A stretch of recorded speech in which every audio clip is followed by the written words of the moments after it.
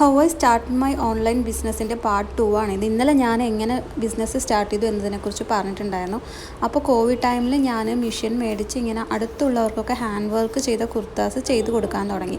അപ്പോൾ ഞാൻ ഓൺലൈനിൽ പോസ്റ്റ് ചെയ്യാനൊന്നും തുടങ്ങിയിട്ടുണ്ടായിരുന്നില്ല. അപ്പോൾ ഇങ്ങനെ ഞാൻ അടുത്തുള്ളവർക്ക് എൻ്റെ ഫ്രണ്ട്സിനൊക്കെ ഒത്തിരി ഡ്രസ്സ് ചെയ്ത് കൊടുക്കാൻ തുടങ്ങുമ്പോൾ എനിക്ക് അതിന് എത്ര റേറ്റ് ഇടണം കാര്യങ്ങളൊന്നും എനിക്ക് അറിയില്ലായിരുന്നു. ഞാൻ വളരെ കുറച്ച് ലാഭം വെച്ചിട്ടുണ്ടായിരുന്നത്.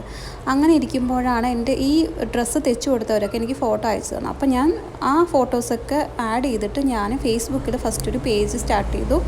അതിൽ ഞാൻ എൻ്റെ ഫോട്ടോസൊക്കെ ഇടാൻ തുടങ്ങി. അങ്ങനെ ഒരു ദിവസം ഞാൻ ഒരു 2-3 ദിവസം എടുത്ത് ഒരു ഹാൻഡ് എംബ്രോയ്ഡറിയുടെ കുർത്ത ചെയ്തിട്ടുണ്ടായിരുന്നു. അത് വളരെ ഭംഗിയിൽ വരികയും ചെയ്തിട്ടുണ്ടായിരുന്നു.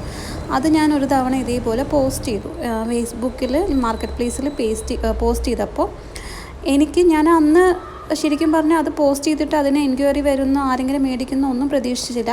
ഇങ്ങനെ ഞാൻ പോസ്റ്റ് ചെയ്തിട്ട് ഞാൻ രാത്രി കിടന്നുറങ്ങി.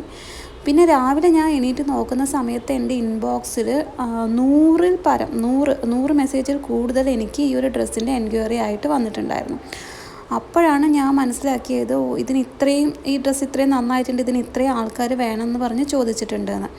അപ്പോൾ അതിൽ എനിക്ക് 100 മെസ്സേജുകൾ വന്നെങ്കിലും ഞാൻ അവർക്ക് റിപ്ലൈ ചെയ്തിട്ട്, അപ്പോൾ എന്നോട് എല്ലാവരും പറഞ്ഞു നീ ഇത്രയും എഫേർട്ട് എടുത്തതിന് വളരെ വില കുറച്ചിട്ടാണ് ഇടണമെന്ന് പറഞ്ഞു. അപ്പോൾ ഞാൻ ആ ഒരു 3 ഡേയ്സ് ചെയ്ത ആ ഒരു വർക്കിന് ഞാൻ 2000 റുപ്പീസാണ് പറഞ്ഞത്.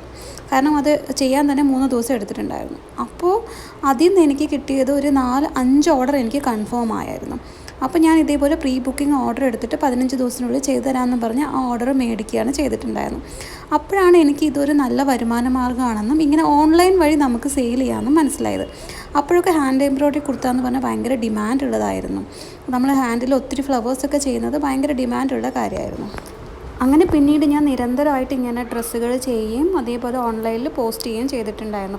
ഞാൻ മെയിനായിട്ട് അപ്പോൾ ഇൻസ്റ്റാഗ്രാം അത്ര ഒരു ഫേമസ് ആയിരുന്നില്ല 2019 ടൈമിൽ. അപ്പോൾ ഞാൻ കൂടുതലും ഫേസ്ബുക്കിലാണ് പോസ്റ്റ് ചെയ്തിട്ടുണ്ടായിരുന്നത്. ഫേസ്ബുക്കിൽ നിന്നാണ് എനിക്ക് ഒരുപാട് എൻക്വയറീസും ഒരുപാട് ഓർഡേഴ്സും കിട്ടിയിട്ടുണ്ടായിരുന്നത്. പിന്നെയാണ് ഞാൻ വാട്സപ്പ് ഗ്രൂപ്പ് സ്റ്റാർട്ട് ചെയ്ത് ഗ്രൂപ്പിൽ ഞാൻ ഡെയിലി അപ്ഡേഷൻ ഇടാൻ തുടങ്ങി. അതുവഴി എനിക്ക് റീസെല്ലേഴ്സ് വഴി ഒത്തിരി ഓർഡേഴ്സ് കിട്ടാൻ തുടങ്ങി. പിന്നെ എനിക്ക് എല്ലാം ഞാൻ തന്നെയായിരുന്നു, മെറ്റീരിയൽ വാങ്ങിക്കൽ, സ്റ്റിച്ച് ചെയ്യൽ, ഡിസൈൻ ചെയ്യൽ എല്ലാം ഞാനായിരുന്നു. അത് ഞാൻ പിന്നെ 1-2 പേരെ കൂടെ കൂട്ടിയിട്ട് ഇതിനെ കുറച്ചുകൂടെ ഡെവലപ്പ് ചെയ്തെടുത്തു. അതായത് നമ്മൾ ആഴ്ചയിൽ എങ്ങനെ ഒരു 10 ഓർഡേഴ്സ് എങ്കിലും അയക്കുന്ന പോലെ ഞാൻ സെറ്റ് ചെയ്യാൻ തുടങ്ങി. അങ്ങനെ ചെയ്യുമ്പോഴാണ് എനിക്ക് ഓൺലൈനിൽ നിന്നാണ് എനിക്ക് ഏറ്റവും കൂടുതൽ ഓർഡേഴ്സ് വന്നിട്ടുണ്ടായിരുന്നത്.